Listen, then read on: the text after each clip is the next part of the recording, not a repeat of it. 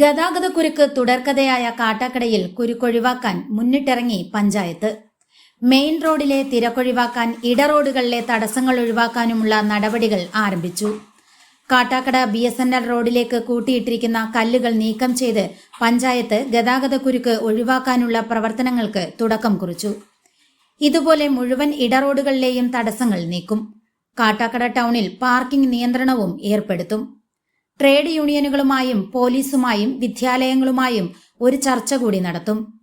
കാട്ടാക്കട ജംഗ്ഷനിൽ വ്യാപാര സ്ഥാപനങ്ങൾക്ക് മുന്നിൽ വാഹനങ്ങൾ നിർത്തിയിട്ട് മണിക്കൂറുകൾക്ക് ശേഷം തിരിച്ചെടുക്കുന്ന പ്രവണത ഇനി നടക്കില്ല. ഇവർ പിഴയൊടുക്കേണ്ടി വരും. കാട്ടാക്കടയിൽ ഇന്ന് ചേർന്ന സർവകക്ഷി യോഗത്തിന്റേതാണ് തീരുമാനം. ഗതാഗത തടസ്സം മാറ്റി കാട്ടാക്കടയിൽ ഗതാഗതം സുഗമമാക്കുമെന്നും ഇതിനായുള്ള പ്രവർത്തനങ്ങൾ തുടരുമെന്നും പഞ്ചായത്ത് പ്രസിഡന്റ് VJ സുനിത അറിയിച്ചു. കാട്ടാക്കട ടൗണിലെ ഗതാഗത കുരുക്ക് പരിഹരിക്കുന്നതിന് വേണ്ടിയിട്ട് ഇന്ന് 3 മണിക്ക് ഗ്രാമപഞ്ചായത്തിന്റെ കോൺഫറൻസ് ഹാളിൽ ഒരു മീറ്റിംഗ് വിളിച്ചു. എല്ലാ രാഷ്ട്രീയ പാർട്ടിയുടെ പ്രതിനിധികൾ, വ്യാപാരി വ്യവസായ പ്രതിനിധികൾ, മോട്ടോർ സർവീസ് സംഘടനകളുടെ നേതാക്കൾ, ജനപ്രതിനിധികൾ എല്ലാവരും ചേർന്നുമാണ് ആ ഒരു യോഗം ചേർന്നത്. ആ ഒരു യോഗത്തിൽ എങ്ങനെയാണ് ഈ ഒരു പ്രശ്നത്തിന് പരിഹാരം കാണണം എന്നുള്ളൊരു വിശദമായ ചർച്ചയും അഭിപ്രായങ്ങളും നല്ല നല്ല നിർദ്ദേശങ്ങളും ഒക്കെ വന്നു. അപ്പോൾ നിലവിൽ കാട്ടാക്കടയുടെ ഗതാഗത കുരുക്കിന് ശാശ്വതമായ പരിഹാരം കാണണമെങ്കിൽ ടൗൺ വികസനം എന്ന ഒരു പ്രോസസ്സ് പൂർത്തിയാക്കണം. അപ്പോൾ അതിന് മുമ്പായിട്ട് ഒരു താൽക്കാലികമായ ഒരു പരിഹാരം എന്ത് ചെയ്യാൻ കഴിയുമെന്നാണ് ഞങ്ങൾ കൂടി ആലോചിച്ചത്. അതിന്റെ ഭാഗമായിട്ട് കുറച്ചധികം കാര്യങ്ങൾ ഇന്ന് ചർച്ചയിലും അഭിപ്രായങ്ങളിലും വന്നിരുന്നു.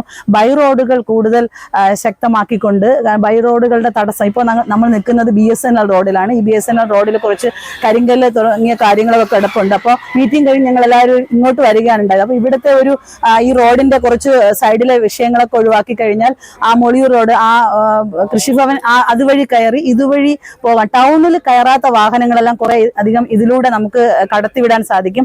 പിന്നെ വ്യാപാരികൾ ഇനി ഇറക്കി വെക്കുന്ന കച്ചവടക്കാരുണ്ടെങ്കിൽ അതൊക്കെ മാറ്റി നടപ്പാതകൾ ക്ലിയർ ചെയ്തുകൊണ്ട് ഇറക്കി വെപ്പ് ഒഴിവാക്കി നടപ്പാതകൾ, ആവശ്യമില്ലാത്ത ബോർഡുകളെല്ലാം മാറ്റി നടപ്പാതകൾ ക്ലിയർ ആക്കി കൊടുക്കാൻ ആ ഒരു തീരുമാനം എടുത്തിട്ടുണ്ട്. പിന്നെ അതുപോലെ തന്നെ ചിന്മയ പോലുള്ള 1-2 സ്കൂളുകൾ, പിന്നെ ഈ ടൗണിലൂടെ പോകുന്ന സ്കൂൾ ബസ്സുകൾ ടൗണിലൂടെ പോകുന്ന ആ സ്കൂളുകളുടെ ഒരു പ്രത്യേക യോഗം തൊട്ടടുത്ത ദിവസം വിളിക്കാൻ തീരുമാനിച്ചു. അവരുടെ റൂട്ട് മാപ്പ് എടുത്തുകൊണ്ട് അവരെ ഏതുവഴി ക്രമീകരിക്കാൻ കഴിയും എന്നൊരു ആലോചന ഇട്ടിട്ടുണ്ട്. പിന്നെ അതുപോലെ തന്നെ ഈ ഗുഡ്സ് ആട്ടോ, കാറുകൾ ഇങ്ങനെ റോഡ് സൈഡിൽ പാർക്ക് ചെയ്തിട്ടുണ്ട്. അപ്പോൾ അവർക്ക് സ്പെഷ്യലായിട്ടുള്ള സ്ഥലങ്ങൾ ക്രമീകരിച്ച് കൊടുക്കാൻ തീരുമാനിച്ചു. 2 വീലറുകൾ, കടകളിൽ സാധനം വാങ്ങാൻ വരുന്ന 2 വീലറുകൾ മാത്രമേ കടകളുടെ ഫ്രണ്ടിൽ വയ്ക്കാവൂ. ബാക്കി 2 വീലറുകൾക്ക് സാൽവേഷൻ ആർമി റോഡിലായിട്ട് ഒരു 2 വീലർ പാർക്കിംഗ് സംവിധാനം ഒരുക്കാൻ തീരുമാനിച്ചു. പിന്നെ ഈ ബൈ റോഡിന് സൈൻ ബോർഡുകളും കൂടെ, പ്രത്യേക സൈൻ ബോർഡ് കൂടെ കൊടുക്കാൻ പഞ്ചായത്ത് ഇപ്പോൾ തീരുമാനിച്ചിട്ടുണ്ട്. ഇന്ന് കൂടിയ മീറ്റിംഗിൽ എടുത്ത തീരുമാനമാണ്. പിന്നെ ടൗണിലെ KSRTC ബസ് സ്റ്റാൻഡിന് സമീപത്തുള്ള മീൻ കച്ചവടം പൂർണ്ണമായും പോലീസിന്റെ സഹായത്തോടു കൂടി നീക്കാൻ തീരുമാനിച്ചിട്ടുണ്ട്. എന്നാൽ ഇന്ന് ചർച്ച അഭിപ്രായങ്ങൾ ഇന്ന് പൂർത്തീകരിച്ചിട്ടില്ല. ഇനിയും മോട്ടോർ തൊഴിലാളി സംഘടനകളുടെയും സ്കൂളുകാരുടെയും കൂടെ ഒരു മീറ്റിംഗ് വിളിച്ചു ചേർത്തതിന് ശേഷം മാത്രമേ ട്രാഫിക് റെഗുലേറ്ററി കമ്മിറ്റിയിലോട്ട് കടന്ന് ഈ തീരുമാനങ്ങളെല്ലാം ജോയിന്റ് RTOയും SHOയും ATOയും ഒക്കെ വിളിച്ചുകൊണ്ട് ഒരു മീറ്റിംഗും കൂടെ ചേർന്നതിന് ശേഷം തീരുമാനത്തിലേക്ക് പോകാനാണ് ഗ്രാമപഞ്ചായത്ത് തീരുമാനിച്ചിട്ടുള്ളത്.